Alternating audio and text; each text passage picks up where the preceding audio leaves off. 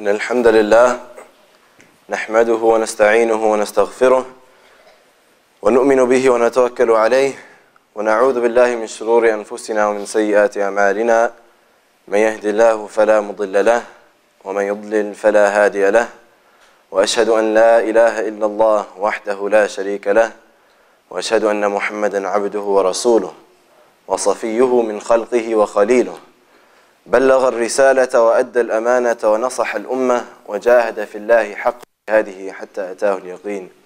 أما بعد، قال تعالى: يا أيها الذين آمنوا اتقوا الله حق تقاته ولا تموتن إلا وأنتم مسلمون.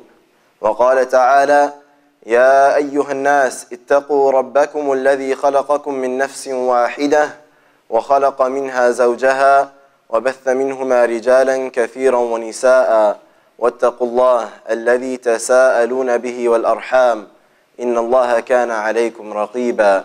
يا أيها الذين آمنوا اتقوا الله وقولوا قولا سديدا يصلح لكم أعمالكم ويغفر لكم ذنوبكم ومن يطع الله ورسوله فقد فاز فوزا عظيما. أما بعد، فإن أصدق الحديث كتاب الله عز وجل وخير الهدي هدي محمد صلى الله عليه وسلم وإن شر الأمور محدثاتها وكل محدثة بدعة وكل بدعة ضلالة وكل ضلالة في النار. ثم أما بعد، أوصيكم ونفسي بتقوى الله عز وجل. Dear brothers and sisters, this afternoon I'm just going to center my talk today around two words. And these two words can have such a devastating effect on our psyche, in our mentalities, that oftentimes we don't even realize their weight. And these two words are two words that inhibit us from accomplishing many of the feats that we are capable of and hinder us from realizing the true potential Allah subhanahu wa ta'ala has blessed each and every single one of us with. These two words that we need to permanently erase from our vocabulary are I'm only. And by saying these two simple words, I'm only, we fail to appreciate the numerous bounties of Allah subhanahu wa ta'ala upon us. And more times than not, these two words, I'm only, are accompanied by the phrase, so I can't. We find ourselves saying things like, I'm only 7 years old, so I can't memorize the Quran. I'm only in 3rd grade, so I can't fast the month of Ramadan. I'm only one person, so I can't change anything. I can't do anything to change this world. I'm only making so much money, I can't spend for the sake of Allah subhanahu wa ta'ala. We find ourselves saying things like, I'm only human. Like that's something to be ashamed of and something to be disheartened by. Allah subhanahu wa ta'ala tells us in the Quran, وَلَقَدْ كَرَّمْنَا بَنِي آدَمَ وَحَمَلْنَاهُمْ فِي الْبَرِّ وَالْبَحْرِ وَرَزَقْنَاهُمْ مِنَ الطَّيِّبَاتِ وَفَضَّلْنَاهُمْ عَلَى كَثِيرٍ مِّمَّنْ خَلَقْنَا تَفْضِيلًا. And we have certainly honored the children of Adam and carried them on land and sea and provided them from the good things and preferred them over much of what we have created with definite preference. Allah subhanahu wa ta'ala has made us preferred over all the other creation, over the angels, over the jinn, over the animals, over everything. And yet, we find ourselves restricting ourselves by putting limitations on Allah subhanahu wa ta'ala first and foremost, and second on ourselves. When we say things like, I'm only, then we are ignoring the power of Allah subhanahu wa ta'ala to help us overcome any obstacles and any burdens that we see in front of us.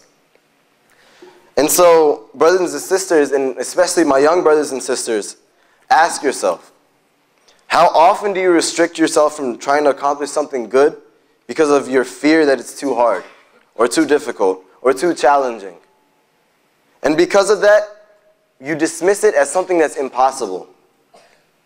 But indeed, this is not the attitude of the believer. This is the attitude of a loser. A loser is one who looks at a challenge and says to himself, yes, it may be possible, but it's too difficult.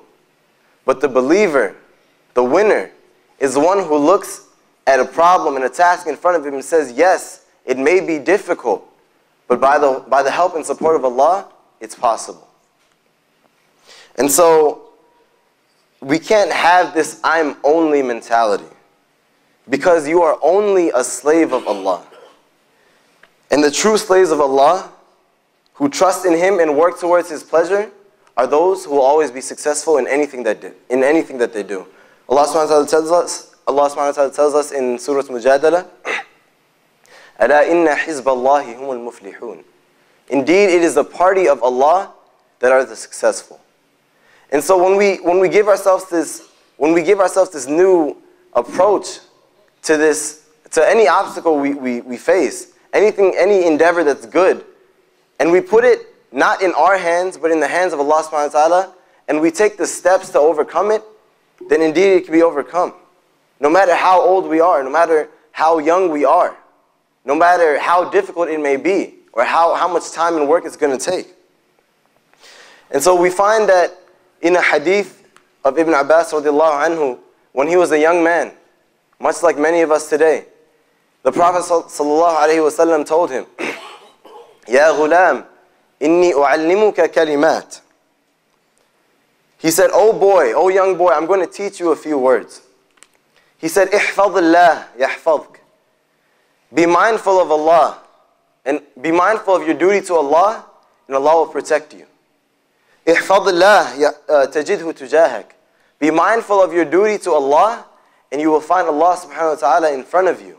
You will find Him guiding you.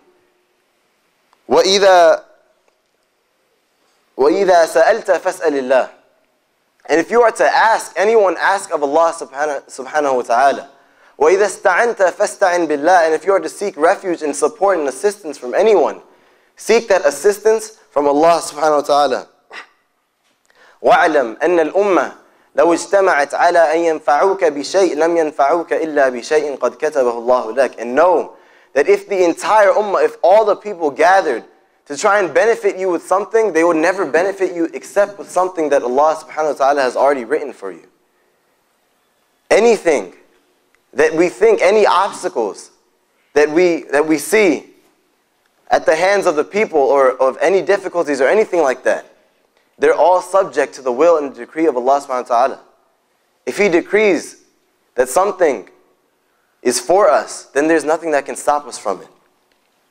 And He continues and He says, وَلَوْ اجْتَمَعُوا عَلَىٰ أَن يَضُرُّوكَ بِشَيْءٍ لَمْ يَضُرُّوكَ إِلَّا بِشَيْءٍ قَدْ كَتَبَهُ اللَّهُ لَكَ. And if the people gathered against you to harm you with something, they would never harm you except with something that Allah subhanahu wa ta'ala has already written for you. The people and the creation has no power over the Creator. And then he continues and he finishes the hadith and he says, رُفِعَتِ الْأَقْلَامُ وَجَفَّتِ الصُّحُفِ. The pages or the pens have been lifted and the ink has dried. Now what does that mean? That means that everything that's going to happen to us, everything that we're going to accomplish, everything that we're going to be in this life is already set in stone. And there's no one that can take that from us. And so, if we look at the narrator of this hadith, Ibn Abbas radiallahu anhu, we find that, as I mentioned, he was a young boy when the Prophet ﷺ told him this. And so, what is the wisdom behind the Prophet ﷺ telling these words to a young man? Well, first of all, the hadith alone in itself should be enough to expel any of the fears that we have in our heart and alleviate any of the reservations that we may have in pushing ourselves to excel for His cause, subhanahu wa ta'ala. And now, when the Prophet ﷺ was teaching Ibn Abbas these words at a very tender age, to have the trust in Allah subhanahu wa ta'ala and never to fear any worldly circumstance, he was teaching him something that he would be able to apply for the rest of his life, and that he would be able to apply to any endeavor he faced. We know that Ibn Abbas radiallahu anhu was known as Tarjuman al-Quran, the one who was the interpreter of the Quran. And so when the Prophet ﷺ died, he was 13 years old. And yet he was one of the most diligent seekers of knowledge of all the Sahaba. And he would go out and he would seek the hadith from the Sahaba, seek the hadith of the Prophet ﷺ from the Sahaba, so much so that in the hottest part of the day, he'd go out and wait at their doorsteps, waiting for them to come out of their houses so that he can learn the hadith of the Prophet ﷺ from them. And he was the cousin of the Prophet ﷺ, this young man. And because of his zeal and because of his commitment to this deen and to seeking knowledge, he was one of the most closest advisors to Umar radiallahu anhu in his khilafah. And so when the other elders would see Ibn Abbas in the circles of Umar radiallahu anhu, and they would ask Umar, they find themselves having sons the same age as Ibn Abbas, and they'd wonder, why is Ibn Abbas in these circles while our sons are home? What makes him any different? And why is he sitting with these men? Well, Umar radiallahu anhu wanted to teach them why. And so one day he brought them all and he asked them, what do you think about إِذَا جَاءَ نَصْرُ اللَّهِ وَالْفَتْحِ? What do you think about the surah? And so he asked each one of them. Some of them said that the surah refers to enjoining us to praise Allah and seek His forgiveness when His succor comes and when we attain victory. And others of them said that it implied the conquest of the cities and the forts, because we know that the surah was revealed close to when the Prophet ﷺ and the Muslims conquered Mecca. And so some of them kept quiet, some of them didn't know what to say. And after they had all given their input, Umar radiallahu anhu asked Ibn Abbas, what do you think? Do you agree with them? And Ibn Abbas said, no, I don't agree with them. And so he asked Ibn Abbas what his interpretation of the surah was, and he said that the surah came as a sign of the end of the Prophet ﷺ's life.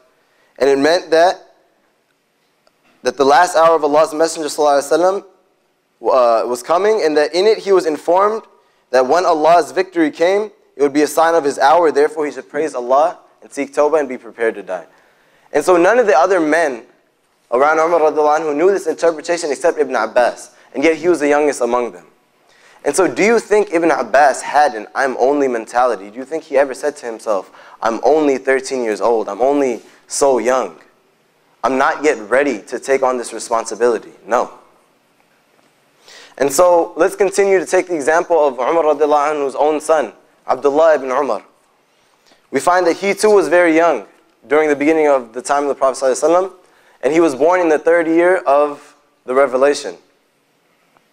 And so he was known as one of the most famous Sahaba, especially for how diligently and how keenly he would emulate the Prophet ﷺ in any action. So much so that if the Prophet ﷺ went to a certain tree and sat under it, Ibn Umar would not only go and sit under the same tree, but he would make sure that he watered that tree and cultivated that tree so that he'd be able to continue sitting under it like the Prophet ﷺ did.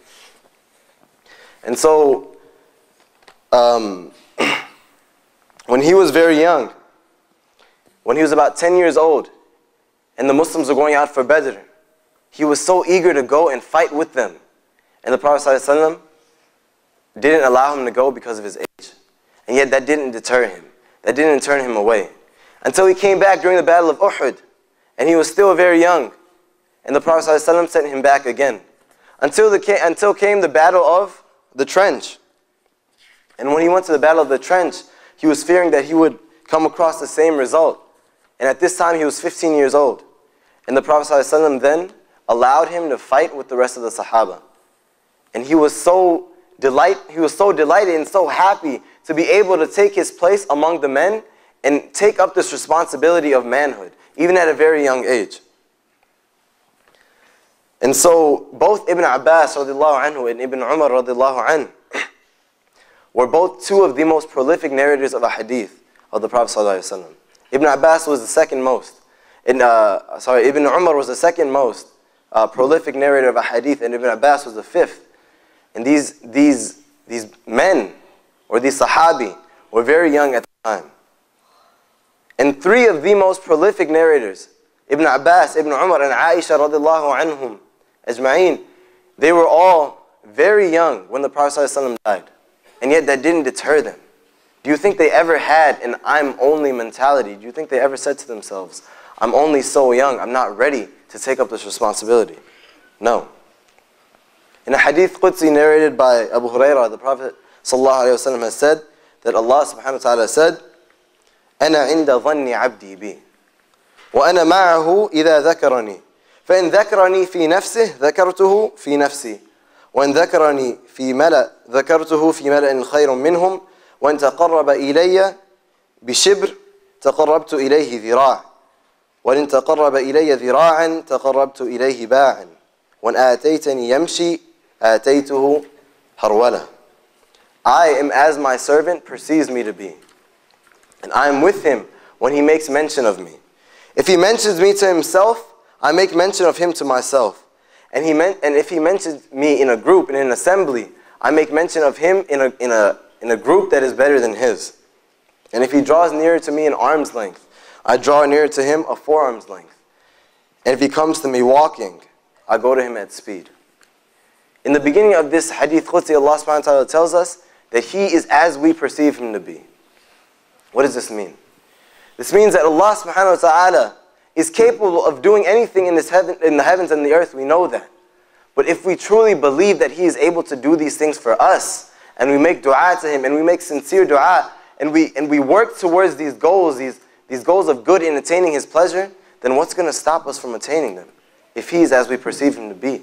If we give Him this ability to help us overcome, and we attribute His due right to Him, then what will stop us from attaining when we seek to attain in His pleasure? And on the other side, on the flip side, by doing the opposite, and by not giving or by not believing we're able to overcome these obstacles that we see in our lives, then we are doing a disservice to Allah subhanahu wa ta'ala. We are taking away from Him the ability to remove these hardships from us. And we are making our hardships and our obstacles and our challenges greater than the power of Allah subhanahu wa ta'ala. And indeed, this is a great injustice. Allah subhanahu wa ta'ala tells us in Surah Talaq, وَمَنْ يَتَّقِ اللَّهَ يَجْعَلْ لَهُ مَخْرَجًا وَيَرْزُقُهُ مِنْ حَيْثُ لَا يَحْتَسِبُ وَمَنْ يَتَوَكَّلْ عَلَى اللَّهِ فَهُوَ حَسْبُهُ إِنَّ اللَّهَ بَالِغُ أَمْرِهِ قَدْ جَعَلَ اللَّهُ لِكُلِّ شَيْءٍ قَدْرًا. And whoever fears Allah, Allah will make for him a way out. And He will provide for him from where he does not expect. And whoever relies upon Allah, then Allah subhanahu wa ta'ala, is sufficient for him. Indeed, Allah will accomplish His purpose. Allah has already set for everything a decreed extent. If we have this taqwa of Allah subhanahu wa ta'ala, then Allah will make a way out for us. In any situation. Be it something as small as memorizing the Quran at a young age. Be it something as great as wanting to sacrifice our time and our money for the sake of Allah subhanahu wa ta'ala, or even our lives. Anything, any obstacle we face, if we attribute to Allah subhanahu wa ta'ala His due right, then He will give us a way out from there. And He will provide us from where we do not expect. And if we have this true tawakkul in Allah, then Allah is sufficient for us. And this goes back to the same hadith of Ibn Abbas when the Prophet ﷺ told him, إِذَا سَأَلْتَ فَاسْأَلِ اللَّهِ. If you are to ask of Allah. And if you are to seek refuge in Allah, because if we have tawakkul in Allah, then Allah is sufficient for us. We don't need anyone else. So we must understand and appreciate the fact that each one of us has been blessed with very special characteristics and talents. And we must be thankful for those blessings by using them to work towards Allah subhanahu wa ta'ala's pleasure. And the Prophet ﷺ told us this in a hadith when he says, الناس معادن كمعادن الفضة والذهب خيارهم في الجاهلية خيارهم في الإسلام إذا فقهوا. Mankind, or people, are like mines of silver and gold. The best of them in ignorance is the best of them in Islam if they have understanding. And like these mines of gold and silver, we have these hidden droves of talent and of blessing and of ability inside each one of us. And just like mines need to be tilled, and mines need to be worked on so that we can get this gold and this silver from it. Left alone, it'll just sit there and be hard as rock. It won't do us any good. And so we see that the Prophet ﷺ said in this hadith, the best of those in ignorance are the best in Islam. So the best of us in worldly life, in aspects other than Islam, will be the best of us in Islam if we have understanding. And this understanding is Islam. And so we find Sahaba like Abu Bakr radiallahu anhu, and Umar radiallahu anhu, and Khalid ibn Walid radiallahu anhu, who before Islam, Abu Bakr was just Abu Bakr, and Umar was just Umar, and Khalid ibn Walid was just Khalid. But after Islam, Abu Bakr was as-Siddiq, and Umar radiallahu anhu was al-Faruq, and Khalid ibn Walid became Sayfullah. These men were great before Islam. They had talent, they had these minds of gold and silver inside of them, just like we do. But with the understanding of Islam, they became the best of the Muslims. Why? Because they harnessed these talents that Allah subhanahu wa ta'ala blessed them with. And it is up to us to do the same. We all have been given talents and blessings from Allah subhanahu wa ta'ala, and to be truly thankful for them, we must use them for His cause. And so, like Khalid ibn Walid radiallahu anhu, it was said that he never lost a battle that he fought in. And before Islam, he was fighting against the Muslims, and we know that because of him, and of course because of the decree of Allah subhanahu wa ta'ala, that in the battle of Uhud, the Muslims suffered a loss because of his, or due in part to his strategic war planning. And so even after Islam, he was made the general of war for the Muslims, and he led them to victory. This talent that he had, he used for the sake of Allah subhanahu wa ta'ala. And because of this, he was named Sayfullah, the sword of Allah. أقول قولي هذا واستغفر الله لي ولكم وعد الله وأنتم موقنون بالإجابة يستجب لكم إن شاء الله.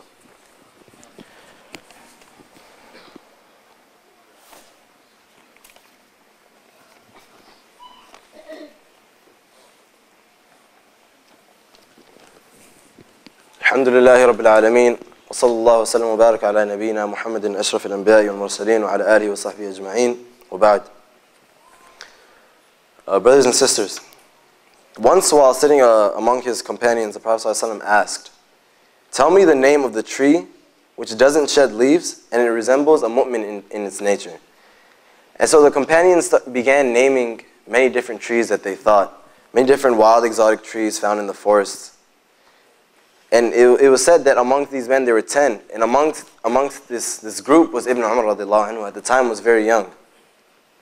And so he thought to himself, this is the palm tree that the Prophet ﷺ was talking about. This is the date tree. But he feared the company of the elders, and he thought he'd keep quiet, keep it to himself.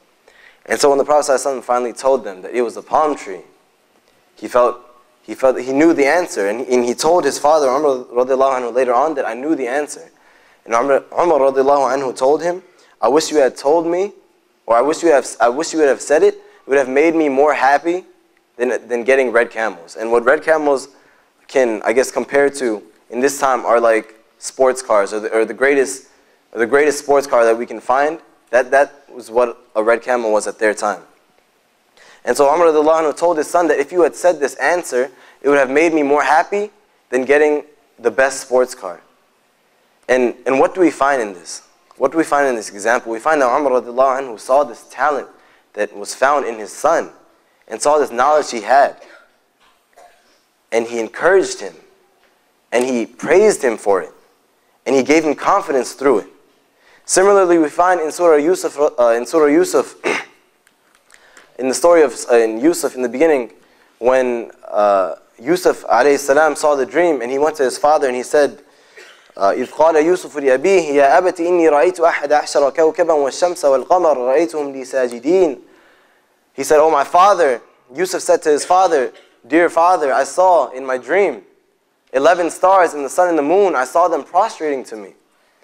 And his father responded to him and said, قال يا بني لا تقصص رؤياك على إخوتك فيكيدوا لك كيدا إن الشيطان للإنسان عدو مبين وكذلك يجتبيك ربك ويعلمك من تأويل الأحاديث ويتم نعمته عليك وعلى آل يعقوب كما أتمها على أبويك من قبل إبراهيم وإسحاق إن ربك عليم حكيم. Yaqub responded to his son and said, "Do not relate your vision, your dream unto your brothers, or they will contrive a plan against you. Indeed, Shaitan is to man a manifest enemy.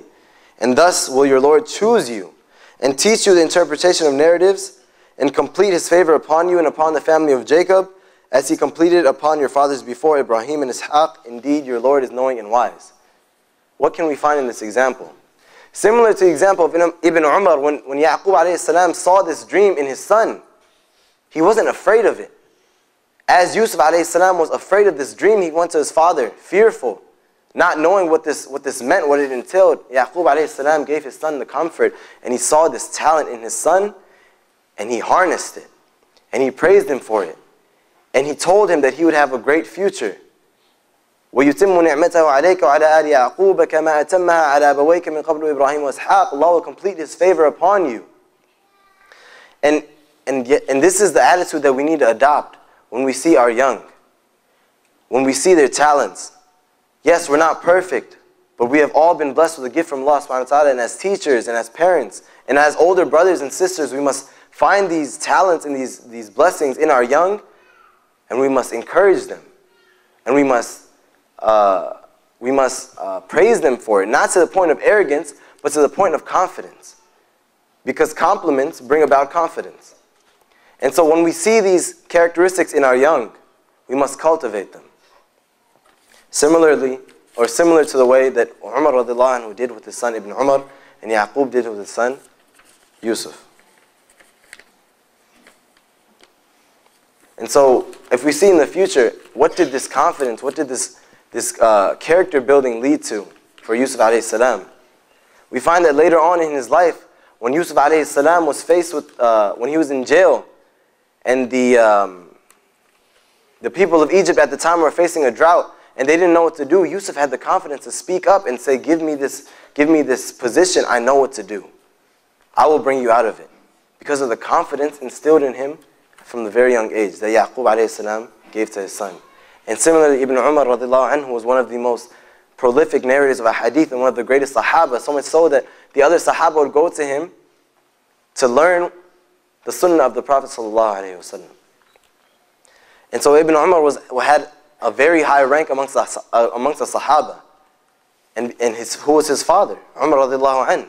And he gave him this confidence, and he gave him this understanding, and he told him, or he let him know, he saw the talent in his son, and he cultivated it. So brothers and sisters, and as elders, we must realize these talents in our young. And we must understand that with confidence comes tawakkul. And with tawakkul comes courage. And having courage will not decrease one's life, and being cowardly won't increase one's life. If we are courageous, my young brothers and sisters, if we see these obstacles and we take them head on, we're not going to lose anything. And if we are afraid of them, we're not going to gain anything. We have nothing to lose from effort, and we have nothing to gain from being afraid.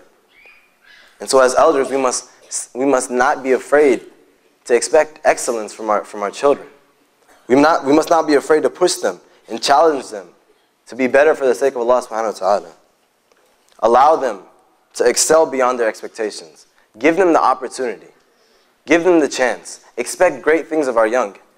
Not saying not to be patient with them, but expect great things of them. And they will come to expect greatness of themselves, inshallah. Perhaps, if you give them the responsibility and the respect and the privilege and the opportunity to be great, they will rise to the occasion.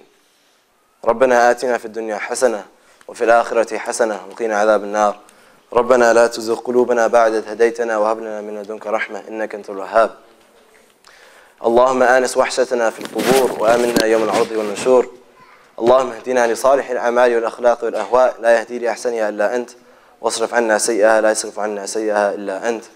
عباد الله، إن الله أمركم بأمر عظيم بدأ بنفسه فقال إن الله وملائكته يصلون على النبي يا أيها الذين آمنوا صلوا عليه وسلموا تسليما. اللهم صل وسلم وبارك على نبينا محمد وعلى آله وصحبه أجمعين.